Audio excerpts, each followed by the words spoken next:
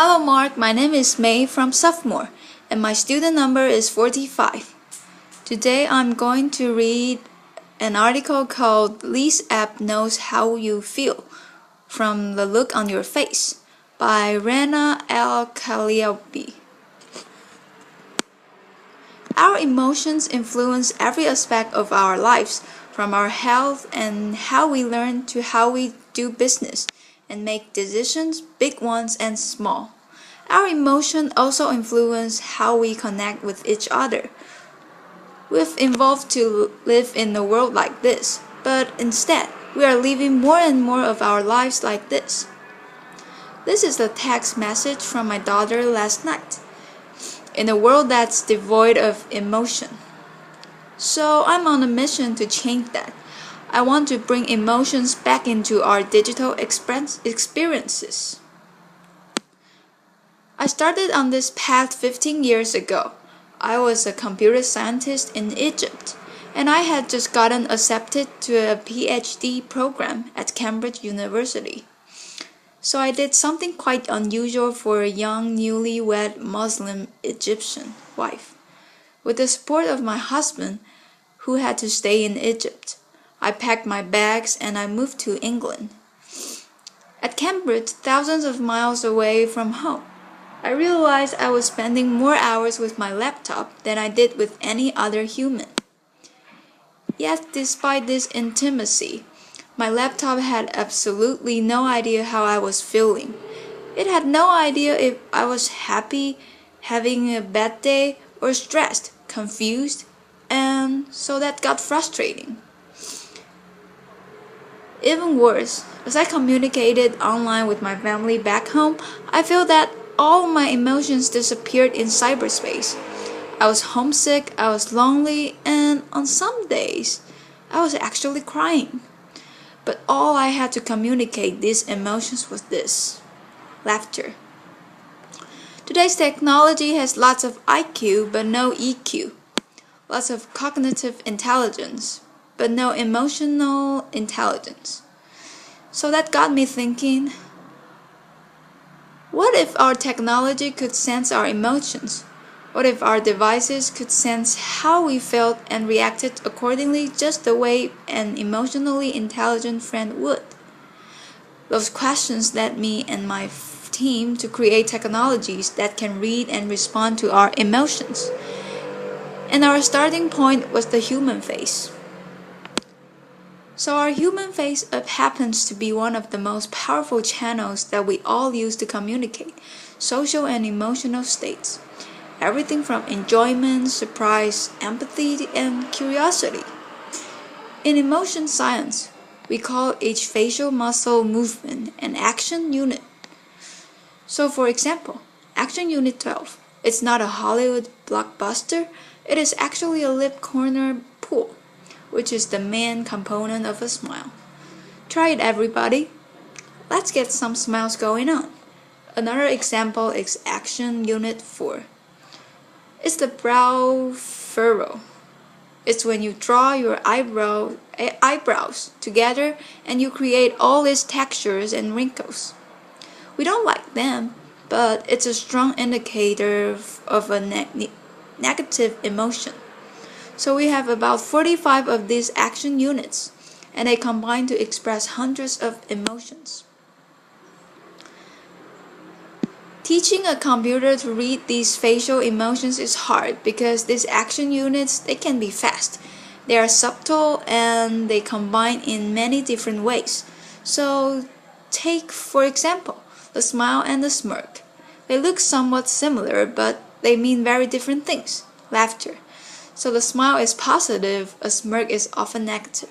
Sometimes a smirk can make you become famous, but seriously, it's important for a computer to be able to tell the difference between the two expressions.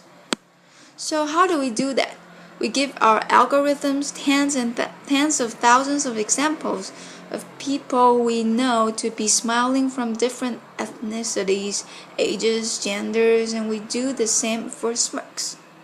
And then, using deep learning, the algorithm looks for all these textures and wrinkles and shape changes on our face and basically learns that all smiles have common characteristics. All smirks have subtly different characteristics.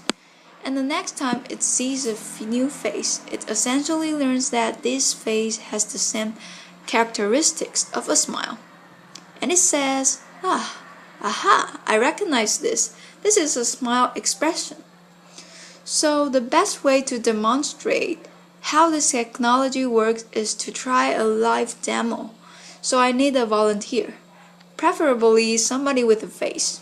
Laughter. Chloe's going to be our volunteer today. So over the past 5 years, we've moved from being a research project at MIT to a company where my team has worked really hard to make this technology work, as we like to say, in the wild. And we've also strung it so that the core emotion engine works on any mobile device with a camera, like this iPad. So let's give this a try. As you can see, the algorithm has essentially found Chloe's face, so it's this white bounding box, and it's tracking the main feature points on her face. So her eyebrows, her eyes, her mouth, and her nose. The question is, can it recognize her expression?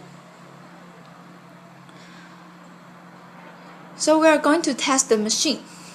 So first of all, give me your poker face. Yep, awesome. Laughter. And then as she smiles, this is a genuine smile. It's great. So you can see the green bar go up as she smiles. Now that was a big smile. Can you try a subtle smile to see if the computer can recognize? It does recognize subtle smiles as well. We've worked really hard to make that happen. And an eyebrow raised, indicator of surprise. Brow furrow, which is an indicator of confusion. Frown. Yes, perfect. So these are all the different action units. There's many more of them. This is just a slimmed down demo. But we call each reading an emotion data point, and then they can fire together to portray different emotions. So on the right side on the demo, look, like you're happy. So let's joy. Joy fires up. And then give me a disgust face. Try to remember what it was like when Zane left One Direction. Laughter. Yeah, wrinkle your nose. Awesome. And the valence is actually quite negative, so you must have been a big fan. So valence is how positive or negative an experience is, and engagement is how expressive she is as well. So imagine if Chloe had access to this real-time emotion stream and she could share it with anybody she wanted to. Thank you. Applause. So far we have amassed 12 billion of these emotion data points. It's the largest emotion database in the world. We have collected it from 2.9 million face videos. People who have agreed to share their emotions with us. And from 75 countries around the world, it's growing every day. It blows my mind away that we can now quantify something as personal as our emotions. And we can do it at this scale. So, what have we learned to date? Gender? Gender. Our data confirms something that you might suspect. Women are more expressive than men. Not only do they smile more, their smiles last longer. And we can now really quantify what it is that men and women respond to differently. Let's do culture. So in the United States, women are 40% more expressive than men. But curiously, we don't see any difference in the UK. Between men and women. Laughter. Age. People who are 50 years and older are 25% more emotive than younger people. Women in their 20s smile a lot more than men the same age. Perhaps the necessity for dating. But perhaps what surprised us the most about this data is what we happen to be expressive all the time, even when we are sitting in front of our devices alone. And it's not just when we are watching cat videos on Facebook. We are expressive when we are emailing, texting, shopping online. or even doing our taxes.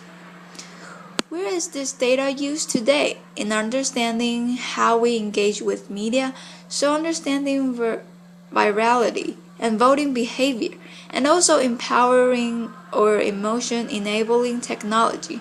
And I want to share some examples that are especially close to my heart.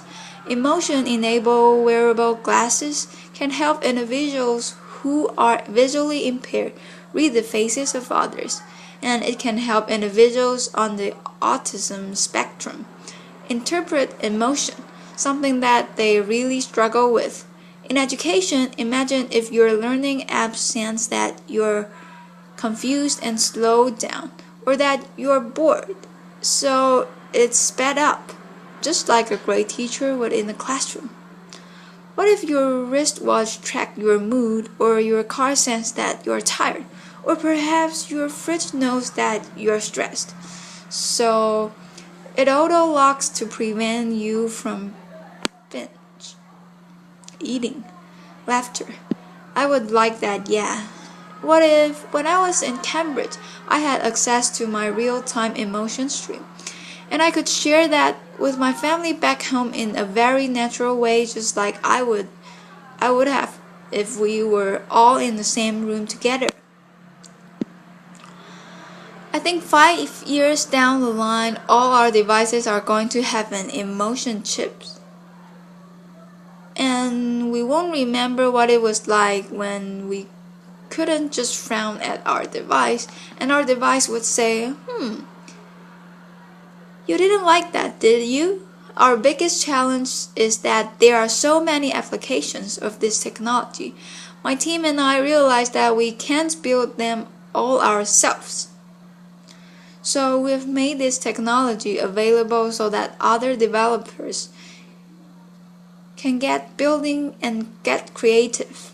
We recognize that there are potential risks and potential for abuse. But personally, having spent many years doing this, I believe that the benefits to humanity from having emotionally intelligent technology far outweigh the potential for misuse. And I invite you all to be part of the conversation. The more people who know about this technology, the more we can all have the voice in how it's being used. So as more and more of our lives become digital, we are fighting a losing battle trying to curb our usage of devices in order to reclaim our emotions. So what I'm trying to do instead is to bring emotions into our technology and make our technologies more responsive. So I want those devices that have separated us to bring us back together. And by humanizing technology, we have this golden opportunity to reimagine how we connect with machines, and therefore how we as human beings connect with one another. Thank you. Applause. This is the end of my recording. Thank you.